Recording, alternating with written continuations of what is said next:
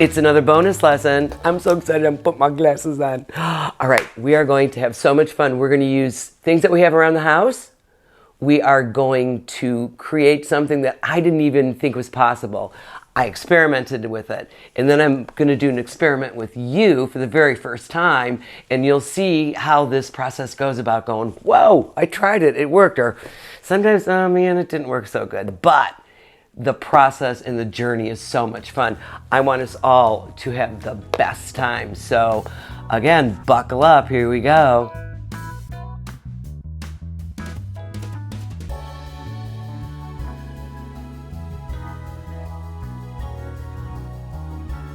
All right, bonus lesson just for fun stuff. I'm so excited. I wasn't sure if this was going to work. I love printmaking, and I know everyone doesn't have the rollers and the ink and everything at home, so I was like thinking I gotta figure out something.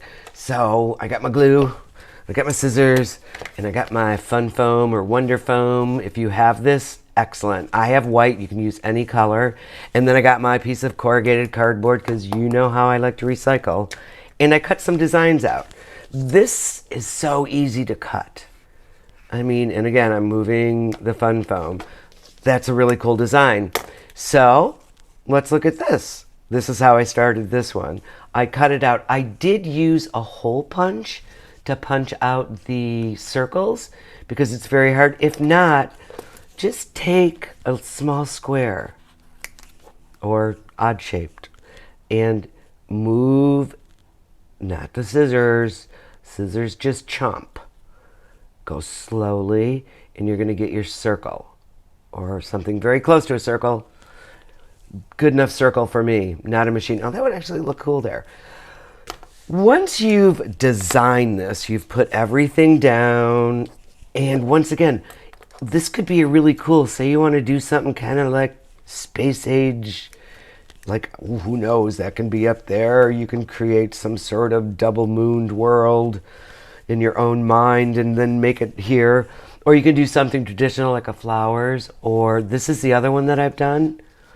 This one is really nice because you can put it on the paper and do like almost a mandolin type thing and get a beautiful design out of it. This one is a little more, I'd say, mechanical. I like it because it's a clean design. You're going to use glue. I use the tacky glue because it holds something stronger. Use your white glue if you need to because it'll work just as fine. You just might need to wait a little longer for it to dry. Either way, you're going to have to wait for it to dry. Let's see. And it actually helps, especially when you're designing something. When you put this on and press it, and if you don't like it there, you can actually still scooch it around there. And then this can be moved. I always take a piece of paper. Let's see, let's get a scrap piece. I've got a piece of paper. When you're pushing something down to have it glued, push like this. Don't push with your fingers. You have less chance of moving it around that way and less chance of getting glue all over everything. So use a scrap piece of paper to do that. It'll really help you out. All right, I've used my glue. And see, this glue glues really fast. Any type of strong glue. There's many companies that make that strong glue. And even my glue, I used something that I used the other day for information. I don't throw things out unless I've used them at least twice. Think about that. That's a good way to think. If I've used it twice, I can use it again. Or if I used it once, I can use it again.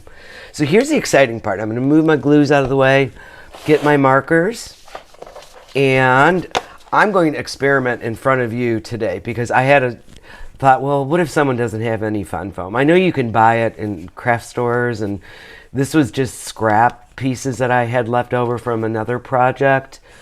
You don't need a lot because you're going to be cutting it. Oh, here, I want to tell you this. When you're cutting and you want a circle, don't cut in the middle and then cut the circle because then you waste everything on the outside. Start on the outer edges and work your way in. You get the most out of your materials that way. So, again, just in case I need them, I have some paper towels. I have my markers. You need a little pot of water. Again, this is from some mushrooms I bought and I washed it out and I'm using it again. And a small sponge. You're going to use very little water. This right here is the one that I've done an example of. Isn't it amazing? I didn't know if it was going to work. And I was so excited when it worked. I just like sent a picture to my daughter. I'm like, oh my gosh, it works, it works. So instead of bragging on it anymore, let's try the other one. Well, let's try this one. You're going to take your marker. And because this also is a sponge-like material, it's going to absorb some of it. So maybe you want to go over it 2 times. I'm not going to use a lot of colors because it is a little more of a mechanical. So I want more of, you know, a straightforward pattern. All right, I've got my greens. I'm going over again to make sure that I saturate, which means I get as much pigment or color on here as I can. So I will do these green to keep it. These are actually the hardest things that you're going to have to color because they want to wobble around. They're kind of like trying to put icing on a cupcake. They just always want to slide off the side. So let's just do this a 2-color. Green, green, green, green, green, green. I'm going orange. And green is my favorite color. I guess I like orange now too. All right. As you can see, it's starting to suck in some of the colors. I'm going to, I think I want to, all right, I'm doing this. I want to change things up. The 2 colors are not exciting me, so I'm thinking I need 1 more color. And see, you can see it better with the orange. And go over it again, just give it a little more, because this is actually going to be acting as your printing ink or your, let's do turquoise, or your paint. It's a little darker than I thought it was going to be. What does Miss Linda always say? Have a scrap piece of paper and test out your colors. I'm sure it'll be fine because they're all about the same tone. They're not, no one's way darker than the other one, and one of them's not lighter. All right, now this is the fun part. You hear that click? Click y'all macas. All right, this is my sponge. I am not going to put it on my little printing plate. I'm going to put it on my paper, gently, lightly. And you can see it because water will put a little shine. If I can get my paper, I'm going to dip it. Not the whole sponge. Rub it across one way. And this may take practice. And I was really thrilled to find out that you can reuse these by washing them off with just water. All right, I've got my water. Now I'm going to take this, press it down. Oh, wait. Miss Linda forgot. I want to do 2 at once so I can do my experiment with you. And you can see that water shine on there. So this is going to seem, it's a push. I dripped it right in there. Okay, push, lift, push, and then since there's already water, I didn't push hard enough in the center there. Lift, and let's try it on dry paper. After the sponge or the fun foam has gotten a little wet, you're going to be able to do a 3rd one, which is very light. Not bad. This one, I believe I put more marker on it than I did when I demonstrated it. You can see where I washed it off. But now I'd like to try something. If you don't have fun foam, I thought, let's see if corrugated cardboard works. We're going to put these beauties off to the side. So I cut some cardboard. I'm not sure if it's going to work. The markers might just soak right in. Uh-oh, talk about not snapping your markers. So with this one, I'm going to do red and, oh, the dark blue is right on the top. All right. We'll see if this works. I bet you it works somewhat. I mean, it might not work like I had planned, and you have little bumps in your cardboard, so you get a little more texture to it. It seems to be soaking in, which is fine. So, all right, I'm going to just should I just do 1 color and make it quick? I think you're right.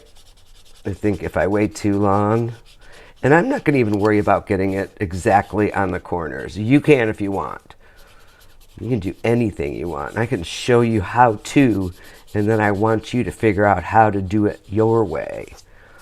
Everything is an adventure and an experiment, and you just got to try things. All you can do is say, well, I tried it.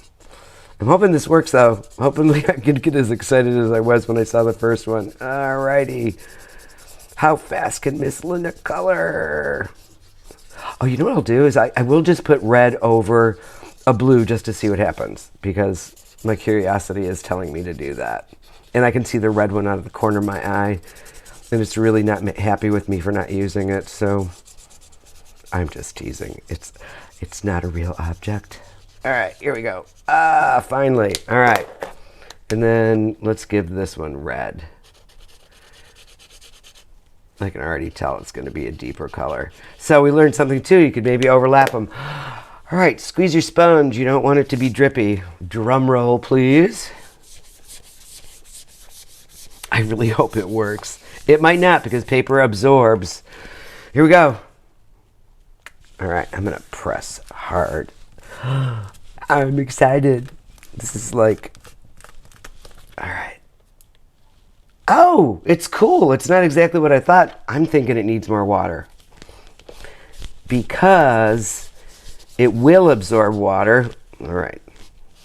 And remember, when you're doing this, have something underneath you to catch all of this. I didn't put more ink on it. I'm actually going to stand up and press on it. In real printmaking, they have presses that actually press things really hard. All right, let's see. Oh, you can even see my little knuckle marks in there. All right, let's see. Oh, cool.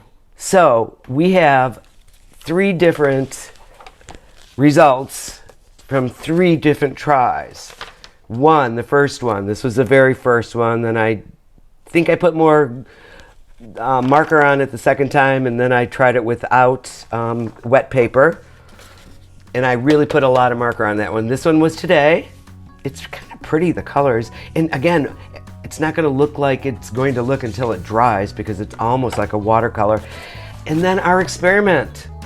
So who knows what you can put on a piece of corrugated cardboard to make artwork.